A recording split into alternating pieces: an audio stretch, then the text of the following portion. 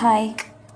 ഇന്നെന്തായാലും ഞാൻ രാംരുദ്രയുടെ കൂടെ ഒരു ഡേ സ്പെൻഡ് ചെയ്യണം, അവർക്ക് വേണ്ടിയിട്ട് അവരെ ഹാപ്പി ആക്കണം എന്നുള്ളൊരു മൈൻഡ് സെറ്റിലാണ് ഇന്ന് ഇറങ്ങി തിരിച്ചേക്കുന്നത്. അപ്പോൾ അങ്ങനെ എവിടെ പോകണമെന്നൊന്നും അങ്ങനെ വലിയ പ്ലാനൊന്നുമില്ല. പക്ഷെ അവരുടെ കൂടെ പോകണം, അവർക്ക് കുറച്ച് ഫ്രീ ആയിട്ടുള്ളൊരു അന്തരീക്ഷം കൊടുക്കണം എന്നുള്ളതിൽ ഞാൻ ആദ്യം ട്രെയിന്, ബസ്, ഓട്ടോ ഇങ്ങനെയുള്ള ഒരു ഇതിൽ പോകണമെന്ന് ഓർത്തിട്ടാണ് ട്രെയിനിൽ കയറി ഞങ്ങൾ തിരുവനന്തപുരം റെയിൽവേ സ്റ്റേഷനിൽ സ്റ്റാർട്ട് ചെയ്ത് സെൻട്രൽ റെയിൽവേ സ്റ്റേഷനിൽ വന്നു. അപ്പോൾ നിൽക്കും നമ്മുടെ മോദി. അപ്പം പുള്ളിക്കാരൻ്റെ കൂടെ നിന്ന് ഫോട്ടോസൊക്കെ എടുത്ത് നമ്മൾ വെളിയിലോട്ട് ഇറങ്ങി, റെയിൽവേ സ്റ്റേഷൻ്റെ വെളിയിൽ ഇറങ്ങി. അവിടെ നിന്ന് ഞാൻ കുറേ നാളായി ചെന്നൈ വിട്ടിട്ട്. ചെന്നൈ വരുമെങ്കിലും ഇങ്ങനെ ഒറ്റയ്ക്ക് അങ്ങനെ പോയിട്ടില്ല.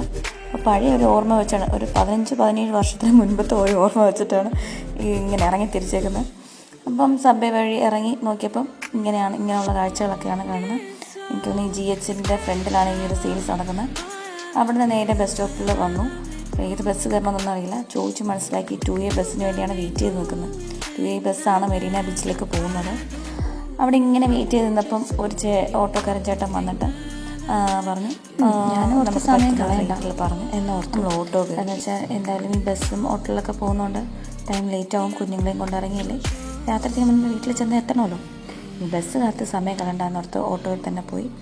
അവിടെ ചെന്ന് ഇറങ്ങി സബ്വേ വഴി നേരെ സിഗ്നൽ ക്രോസ് ചെയ്യണം. അപ്പോൾ അതുകൊണ്ട് സബ്വേ വഴി ഇറങ്ങി നേരെ നമ്മൾ മെറീന ബീച്ചിൻ്റെ ആ ഒരു എത്തിയിട്ട് അവിടെ നിന്ന് കുറച്ച് മുന്നോട്ട് പോകണം.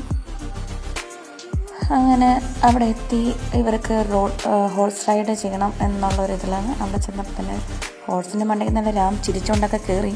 പക്ഷേ കുതിര ഒന്ന് അനങ്ങി കഴിഞ്ഞപ്പം രാമൻ്റെ മട്ടും ഭാവമൊക്കെ അങ്ങ് മാറി, കരച്ചിലായിരുന്നു. പക്ഷേ രുദ്ര ഭയങ്കര സ്ട്രോങ് ആയിട്ട്, ചേട്ടൻ എന്തിനാ കരയുന്നത്, സ്ട്രോങ് ആയിട്ട് ഇരിക്കണ്ടേ, എന്നെ കണ്ടുപടി എന്നൊക്കെ പറഞ്ഞിട്ട് ഇതായി. പിന്നെ രാം ഓക്കെ ആയി. പിന്നെ ഞാനും കൂടി വന്ന് നിന്ന് കുറച്ച് വീഡിയോസൊക്കെ എടുപ്പിച്ചു. നമ്മൾ രണ്ടുപേരായതുകൊണ്ട് ഫോട്ടോസും വീഡിയോസൊക്കെ എടുക്കാൻ കുറച്ച് പാടായിരുന്നു. പിന്നെ കാണുന്നവരൊക്കെ പറഞ്ഞൊക്കെ ഫോട്ടോസും വീഡിയോസൊക്കെ എടുപ്പിച്ചു. ഒറ്റയ്ക്ക് പോകുമ്പോൾ ഉള്ളൊരു പ്രശ്നം അതാണല്ലോ, 2 സൈഡിലും 2 കുഞ്ഞുങ്ങളും ഉണ്ട്, അവർക്കുള്ള സാധനങ്ങളൊക്കെ ബാഗിലും എല്ലാം. പിന്നെ കുറച്ച് നേരം കടലൊക്കെ കണ്ട് ഇങ്ങനെ അവർ കാഴ്ചയൊക്കെ നോക്കിയിരുന്നപ്പോഴത്തേക്കും അവർ ഇങ്ങനെ കാഴ്ചയെല്ലാം കണ്ടുകൊണ്ടിരിക്കുകയാണ്. അത് കഴിഞ്ഞ് പിന്നെ ഒരു ഫോട്ടോഗ്രാഫർ വന്നു, ഞങ്ങളോട് പറഞ്ഞു ഫോട്ടോ എടുത്തു തരാം എന്നുള്ള രീതിയിൽ. അപ്പം തന്നെ റെഡി, പ്രിൻ്റ് എടുത്തു തരും എന്ന് പറഞ്ഞു. അങ്ങനെ പിന്നെ നമ്മൾ അതിന് വേണ്ടി ഒരുങ്ങി. അങ്ങനെ എടുത്ത ഫോട്ടോസാണ് ഇത്. കൊള്ളാമെന്ന് തോന്നും. അങ്ങനെ പിന്നെ അത് കഴിഞ്ഞ് പിന്നെ ഞങ്ങൾ വീണ്ടും കടലിലോട്ട് ഇറങ്ങണം എന്നുള്ളൊരിതിൽ മെല്ലെ ഇറങ്ങി. ഇപ്പം നേരത്തെ ഇങ്ങനെ മണ്ണ് കെട്ടിയൊന്നും വെച്ചിട്ടില്ലായിരുന്നു. കഴിഞ്ഞ വെക്കേഷന് വന്ന സമയത്ത് അങ്ങനെ വലിയ മണ്ണൊന്നും അങ്ങനെ കെട്ടി വെച്ചിട്ടില്ലായിരുന്നു. അപ്പം അങ്ങനെ എനിക്കൊന്നും ഇപ്പോൾ ഇവിടെ വെള്ളപ്പൊക്കമൊക്കെ വന്നതുകൊണ്ടായിരിക്കാം ഒരു മണ്ണ് വെച്ചിങ്ങനെ തട വെച്ചിട്ടുണ്ട്. പിന്നെ ഞങ്ങൾ മെല്ലെ ഇറങ്ങി കാലൊക്കെ ഒന്ന് നനച്ച്. എനിക്കാണെങ്കിൽ ചെറിയൊരു പേടിയുണ്ട്, കാരണം നമ്മുടെ കയ്യിലാണല്ലോ വീഡിയോ എടുക്കണം, വീടിൻ്റെ എടുക്കുക, അതേപോലെ തന്നെ കുഞ്ഞുങ്ങളെയും പിടിക്കണം 2 കയ്യിൽ. എന്താണെന്നറിയില്ല, ഞാൻ കിടന്ന് ബുദ്ധിമുട്ടുന്നുണ്ടാണെന്ന് തോന്നുന്നു. അടുത്തുനിന്ന് ചേട്ടൻ പറഞ്ഞു, ഇനി താമോളെ ഞാൻ എടുത്തു തരാം ഒരു വീഡിയോ എന്ന് പറഞ്ഞിട്ട് എൻ്റെ ഫോൺ മേടിച്ച് അങ്ങ് പിടിച്ച് കുറച്ച് വീഡിയോ എടുത്തു തന്നു. എന്തായാലും നമുക്ക് ആവശ്യമുള്ളതായി, അതുകൊണ്ട് ഞാൻ ഹാപ്പിയായി. അവർ ഭയങ്കര രാമും രുദ്രയും ഭയങ്കര ഒരു ഹാപ്പി ആയിരുന്നു, അവർക്ക് ഭയങ്കര സന്തോഷമായി. പിന്നെ ഒരു പേരൊക്കെ എഴുതി, പക്ഷേ വീഡിയോയിൽ അങ്ങോട്ട് കാണാൻ പറ്റുന്നില്ല. പേരൊക്കെ എഴുതി അവർ വെള്ളത്തിലിങ്ങനെ പോകുന്നുണ്ടായിരുന്നു, രാമനും രുദ്രനും എന്നൊക്കെ എഴുതിയിട്ടുണ്ടായിരുന്നു. പിന്നെ ഞങ്ങൾ അമ്മയും മക്കളും കൂടിയുള്ളൊരു സെൽഫിയും വീഡിയോസൊക്കെ എടുത്ത്. അപ്പോൾ ഇതാ കാണുന്നു തോക്കെടുത്ത് മറ്റേ ബലൂൺ ഷൂട്ട്. അങ്ങനെ 2 പേർക്കും 2 പേരും മാറിയും തിരിഞ്ഞും ബലൂൺ ഷൂട്ട് ചെയ്തു.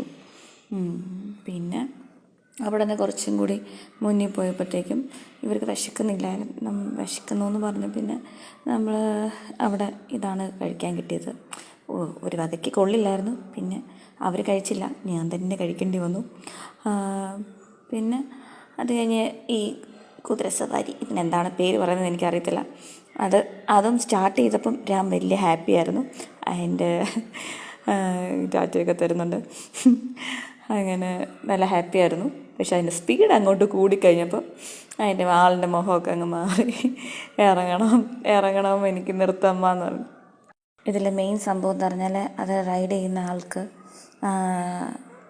കാത് കേൾക്കില്ല, സംസാരിക്കാനും പറ്റില്ല. അപ്പം പുള്ളിയാണെങ്കിൽ എന്നെ നോക്കുന്നുമില്ല, ഇത് നിർത്താൻ പറയുന്നുണ്ടെങ്കിൽ ഒന്നും പറയാനും പറ്റുന്നില്ല. എന്തായാലും ലാസ്റ്റ് പിന്നെ നിർത്തി. പിന്നെ ഞങ്ങൾ അവിടെ നിന്ന് അമ്മയും മക്കളും കൂടി ഒരു ഫോട്ടോയൊക്കെ എടുപ്പിച്ച്, ഇതെല്ലാം ഫോട്ടോ ഒക്കെ എടുക്കുമ്പം ഒരു മെമ്മറീസ് അല്ല ഇതൊക്കെ. ഇവർ വലുതായി കഴിയുമ്പം എനിക്ക് ഈ ഫോട്ടോസ് എടുക്കുന്നത് ഭയങ്കര ഒരു ഇതാണ്. കാരണം എനിക്ക് ഫോട്ടോസ് ഇങ്ങനെ സേവ് ചെയ്ത് വെക്കുക അല്ലെങ്കിൽ അത് സൂക്ഷിക്കുക എന്നൊക്കെ പറയുന്നത് ഭയങ്കര ഒരു ക്രേസാണ്. പിന്നെ അവരായിട്ട് ഇങ്ങനെ കുറച്ച് നേരം വീഡിയോസൊക്കെ എടുത്തിട്ട് പിന്നെ ഇനി എന്ത് ചെയ്യണമെന്നൊന്നും അറിയത്തില്ല. എന്നാൽ പിന്നെ കുറച്ച് നേരം അവരെ ഇരുത്തി ഒരു ഫോട്ടോസ് എടുക്കാറുണ്ട്. അവരെ കുറച്ച് നേരം ഇരുത്തി രണ്ടുപേരെയും കൂടി ഇങ്ങോട്ട് മാറ്റിയിരുത്തി അവരുടെ കുറച്ച് ഫോട്ടോസൊക്കെ എടുത്തു. എന്തായാലും അവർ ഹാപ്പിയാണ് എന്ന് മനസ്സിലായി.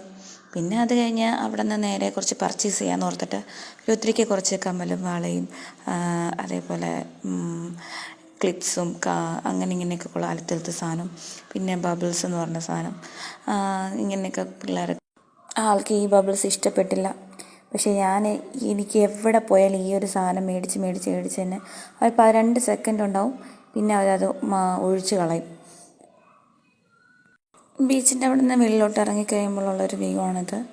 അവിടെ പിന്നെ അമ്മയും മക്കളും കുറച്ച് നേരം കൂടി ഫോട്ടോസും വീഡിയോസും അവിടെ കുറച്ച് നേരം അവിടെ നിന്ന് ടൈം സ്പെൻഡ് ചെയ്തു. പിന്നെ അവിടെ നിന്ന് നേരെ ഞങ്ങൾ പിന്നെ തിരിച്ചു പോകാൻ ഏകദേശം ഒരു ടൈമായി. സൺസെറ്റൊന്നും കാണാൻ നിന്നില്ല. കാരണം അവർക്ക് വിശക്കുന്നുണ്ടായിരുന്നു. അപ്പോൾ അവർക്ക് പറ്റുന്ന രീതിയിലത്തെ ഫുഡ് ഹെവി ആയിട്ട് കഴിക്കാൻ പറ്റുന്നൊന്നും അടുത്ത ഹോട്ടലൊന്നും ഇല്ല, കുറച്ച് മുന്നോട്ടൊക്കെ പോകണം. അപ്പോൾ അതുകൊണ്ട് പിന്നെ ഞങ്ങൾ നേരെ സെൻട്രലിലേക്ക് പോകാൻ തീരുമാനിച്ചു. അപ്പോൾ വീണ്ടും റിട്ടേൺ സെൻട്രൽ വരെ 150 ആണ് ഇവർ ചാർജ് ചെയ്യുന്നത് എല്ലായിടത്തും. സെൻട്രലിൽ നിന്ന് ഇങ്ങോട്ട് വരാനാണെങ്കിൽ അങ്ങോട്ട് പോകണമെങ്കിലും. പക്ഷെ ഞാൻ പോയത് ഞാൻ പിന്നെ അത്രയും പൈസയൊന്നും ചിലവാക്കില്ല. അതുകൊണ്ട് തന്നെ എന്നെ അറിയുന്നവർക്ക് അറിയാമായിരിക്കും. ഞാൻ പിന്നെ ബാർഗെയിൻ ചെയ്തൊക്കെ ഒരു 80 രൂപീസിലൊക്കെയാണ് തിരിച്ച് വന്നത്. അങ്ങോട്ട് പോയതും ഇങ്ങോട്ട് വന്നതുമൊക്കെ ആ ഒരു റേറ്റിലാണ്. അതുകൊണ്ട് പിന്നെ അങ്ങ് പോന്നു. പിന്നെ അത് കഴിഞ്ഞിട്ട് അവിടെ വന്നിട്ട് ഞങ്ങൾ സെൻട്രലിൽ നിന്ന് ഫുഡ് കഴിക്കാനായിരുന്നു. അങ്ങനെ പിന്നെ ഓട്ടോ കയറി സെൻട്രലിലേക്ക് ഞങ്ങൾ വന്നു. സെൻട്രലിലേക്ക് വരാൻ പറ്റില്ല, ഭയങ്കര തിരക്കായിരുന്നു. പിന്നെ ഞങ്ങൾ വീണ്ടും GHൻ്റെ സൈഡിലോട്ട് തന്നെ വന്നു. പിന്നെയും ഞങ്ങൾ സബ്വേ വഴി ഇറങ്ങി കയറിയാണ് വന്നത്. അപ്പോൾ സബ്വേ വഴി ഞങ്ങൾ പിന്നെ ഓപ്പോസിറ്റ് സൈഡ് പോയില്ല, റെയിൽവേ സ്റ്റേഷൻ്റെ സൈഡിലോട്ട് തിരിച്ചു വരുന്ന വഴിയിൽ കുറേ ഫോട്ടോസും കാര്യങ്ങളൊക്കെ എടുത്ത് പിന്നെ ഞങ്ങൾ അങ്ങനെ സെൻട്രലിൽ വന്നു കഴിഞ്ഞ് അവിടെ സബ്വേ ഇറങ്ങി കഴിയുമ്പോൾ തന്നെ അൽഫ റെസ്റ്റോറൻ്റ് എന്ന് പറഞ്ഞിട്ടൊരു റെസ്റ്റോറൻ്റ് ഉണ്ട്. അവിടെ കയറി. അവിടെ അത്യാവശ്യം എല്ലാ ടൈപ്പ് ഫുഡും ഉണ്ട്. ബിരിയാണി, ചിക്കൻ, നോണ്, വെജ്, അങ്ങനെ എല്ലാം ഉണ്ട്. ഇവർക്ക് ദോശ മതി എന്ന് പറഞ്ഞ് എനിക്ക് നല്ല വിശപ്പുണ്ടായിരുന്നുകൊണ്ട് ഞാൻ ബിരിയാണി ഓർഡർ ചെയ്തു. ഞാൻ ചെന്നൈ പോയി കഴിഞ്ഞാൽ പിന്നെ ബിരിയാണി എനിക്ക് ചെന്നൈയിലെ പ്രത്യേകിച്ച് ഈ റാവുത്തർ ബിരിയാണി ഭയങ്കര ഇഷ്ടമാണ്. തലപ്പാക്കട്ട് ബിരിയാണി അത് വേറൊരു ടേസ്റ്റാണ്. അപ്പം എനിക്കത് കഴിക്കാനാണ് എനിക്ക് എപ്പോഴും ഇഷ്ടം. ചെന്നൈയിലാണെങ്കിൽ മാത്രം. അതാണ് നമ്മുടെ നാട്ടിലെ ബിരിയാണി എനിക്ക് അത്ര ഇഷ്ടമില്ല. എന്തായാലും ഇപ്പോൾ വീട്ടിൽ നിന്ന് കോളൊക്കെ വരാൻ തുടങ്ങി. നമ്മളെവിടെയാണെന്നൊക്കെ പറഞ്ഞ് അന്വേഷിക്കാൻ തുടങ്ങി. എന്നാൽ പിന്നെ ഇത് കഴിഞ്ഞിട്ട് നേരെ വീട്ടിലേക്ക് തന്നെ പോയേക്കാന്ന് ഓർത്ത് പിന്നെ ഇറങ്ങി നേരെ വീണ്ടും സെൻട്രലിലേക്ക് പോകണം. അവിടെ സബ്വേ വഴി ഇറങ്ങിയാണ് പോകേണ്ടത്. അങ്ങനെ പിന്നെ 8 മണിക്ക് ഒരു ട്രെയിൻ ഉണ്ടായിരുന്നു. അപ്പം എന്തായാലും ഇതൊക്കെയാണ് ഞങ്ങളുടെ വിശേഷം. അപ്പോൾ ഇനി മുതൽ ആരെങ്കിലും കുഞ്ഞുങ്ങളെയും കൊണ്ട് ഒറ്റയ്ക്ക് എങ്ങനെയാണ് പോകേണ്ടത് എന്ന് ചോദിച്ചു കഴിഞ്ഞാൽ ഇങ്ങനെയൊക്കെ ട്രൈ ചെയ്ത് നോക്കുക, വീട്ടിൽ വെറുതെ കുത്തിയിരിക്കാതെ. അപ്പം എന്തായാലും നിങ്ങൾക്ക് ഇഷ്ടപ്പെട്ടാലും ഇഷ്ടപ്പെട്ടില്ലെങ്കിലും കണ്ടതിനും കേട്ടതിനും thank you so much. Love you. By.